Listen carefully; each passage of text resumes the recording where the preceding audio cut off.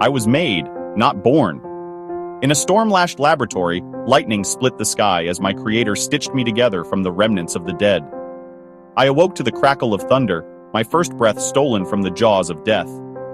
My creator, horrified by his work, fled into the night, leaving me nameless and alone. I stumbled from the shadows, a patchwork of the dead, brought to life by a man who fled from what he'd created.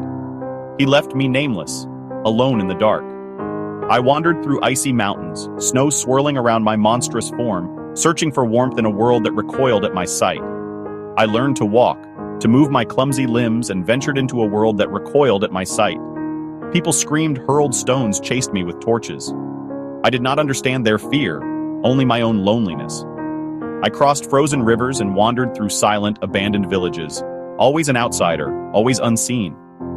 I hid in forests, watched humans from afar, saw them love, fight, build, destroy.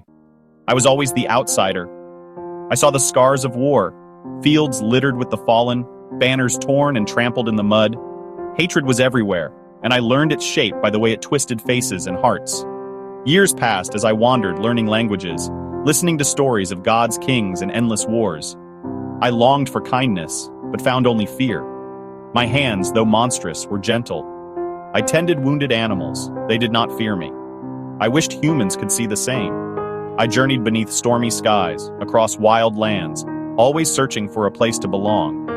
Then I heard tales of a great war in a city called acre fields of wounded, endless suffering. Something called me there. Perhaps, among the dying, I could find purpose. I did not seek glory, only a place where my hands could help. So I walked toward the war, toward Acre. Acre was a wound on the earth, torn by the Third Crusade. The air reeked of blood and smoke. The city echoed with suffering. Surgeons sawed off limbs, men begged for water, and the sun beat down on the living and dead alike. I arrived by night, slipping through chaos unnoticed. I found shelter in a ruined hospital, its broken stones my home. From there, I watched the camps, tents overflowing with the dying. Healers were overwhelmed, forced to choose who lived and who died. The suffering was everywhere, a physical weight. At night, the cries were unbearable. My maker had given me strong hands and strange knowledge. I knew herbs, how to set bones. I could not just watch. So under darkness, I crept into the camps.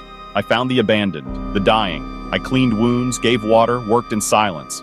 I asked for nothing. I was a monster, but I fought a different battle, against death itself.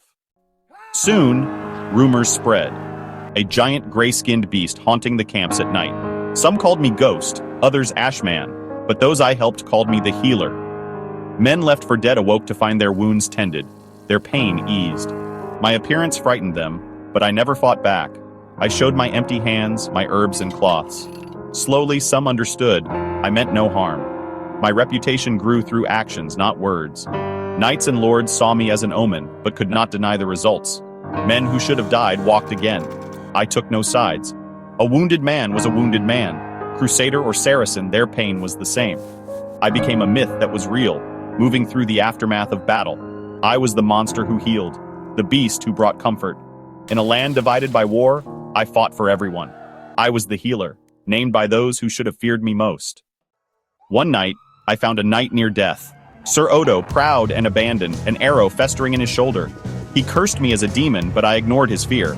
I broke the arrow, cleaned the wound, packed it with herbs, and forced water between his lips. For days I watched over him, changing dressings, cooling his fever. When he awoke, he saw my monstrous form, but also my gentle care. He did not scream or curse, he simply watched. When his friends came, expecting a corpse, they found him alive. Sir Odo told them, "This creature saved me."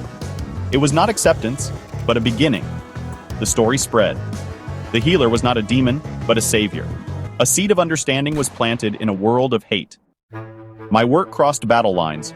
Pain knew no banners. After a raid, I found a Saracen girl, no older than 7, her leg broken, unconscious. To others, she was the enemy. To me, a child in pain. I carried her to my ruin, set her leg, cleaned her wounds. She woke screaming at my face, terrified. I kept my distance, left water and figs, waited. Slowly, her fear faded to curiosity. "My name is Zara," she whispered, her voice trembling but brave.